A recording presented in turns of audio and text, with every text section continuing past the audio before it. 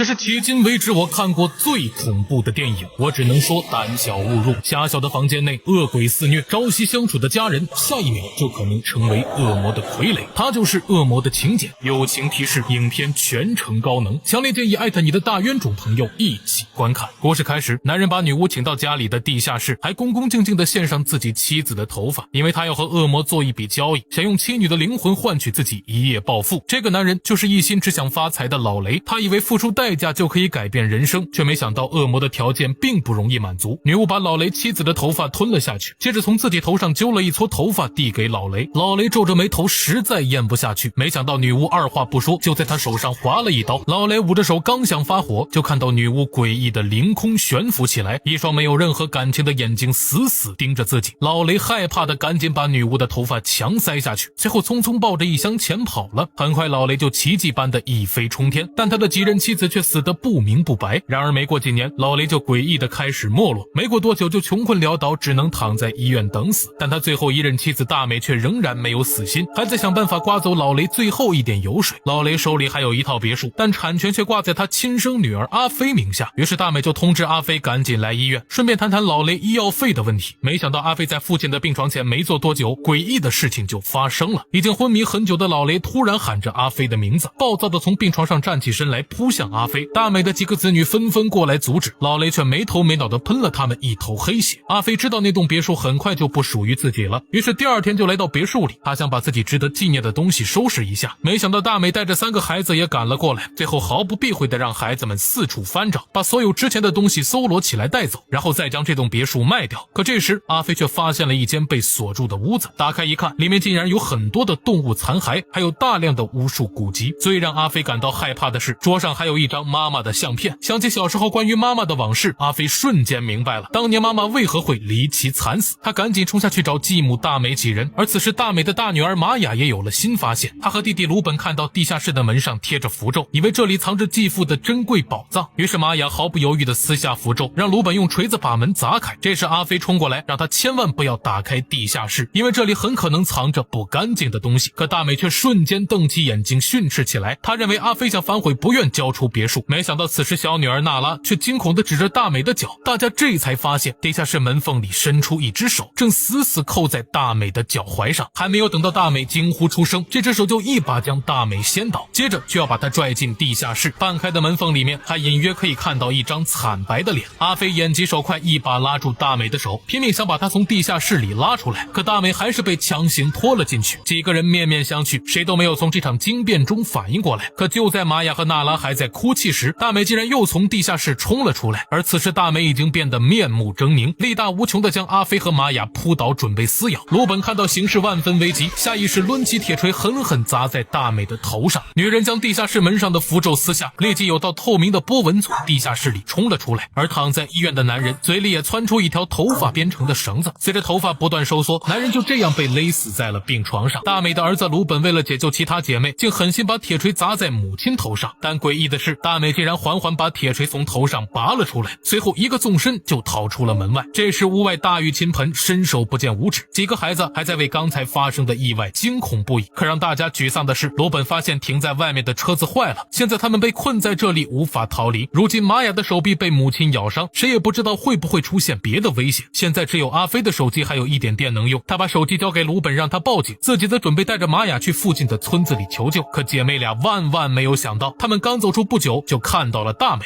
更让他们心惊肉跳的是，大美正在雨夜中蹲在那里吃着死老鼠。阿飞壮着胆子拿起铁锤走上前，可身后却传来玛雅的惊叫声。原来玛雅无意中在阿飞包里发现一本相册，里面竟然是大美和子女们的隐私。玛雅瞬间感觉到自己掉进了陷阱，一切可能都是阿飞的精心布置。阿飞还没有来得及向他解释，玛雅就吓得匆匆跑进树林中失去了踪影。此时的鲁本还在别墅里犹豫不定，想了半天后，他决定把电话打给女友丽丽，让她天亮时过来接他们离开这里。没想到鲁本刚把定位发过去，手机就耗尽了所有电量，强行关机。这时阿飞狼狈不堪地回来了，他告诉鲁本玛雅跑丢了，现在只能在别墅里等到天亮再做打算。他们俩在老雷的房间里找到一本日记，上面有很多恶魔的画像。阿飞突然指着其中一张告诉鲁本，这个女鬼他在医院里见过。但现在鲁本根本就不关心这些，他只想等着天亮以后丽丽来解救他们。而另一边，玛雅在树林中遇到了母亲大美，可大美狰狞的样子丝毫看不到半点亲情。玛雅只能不顾一切的扑过去，用手电筒一顿猛砸，直到大美彻底没有动静后才醒悟过来，自己竟然杀死了母亲。玛雅在前所未有的虚脱中放声大哭，茫然的连连说着对不起。可他万万没有想到，一个女鬼悄悄地趴在了他的耳旁，告诉他只有服从才能获得解脱。已经无法从罪恶感中原谅自己的玛雅，只能泪流满面的答应了。而此时大美的小女儿娜拉正准备上床睡觉，突然看到柜子里好像有个女人在盯着自己。她匆忙拉开柜子门查看，却看到原来是张陌生女人的照片。可还没等娜拉松口气，她的床就开始剧烈的摇晃起来。娜拉还听到有个声音在呼唤自己，好像是大美在告诉她跟自己一起离开。娜拉察觉到这不是妈妈的声音，于是猛然大声喊叫起来。可这时一双手突然抓住她的脚，用力把她往床底下拖。好在阿飞和鲁本闻声急忙赶到，拼命把娜拉救了回来。不料就在这时，阿飞手臂上的旧伤疤突然间变得滚烫起来，似乎有东西即将冲破封印。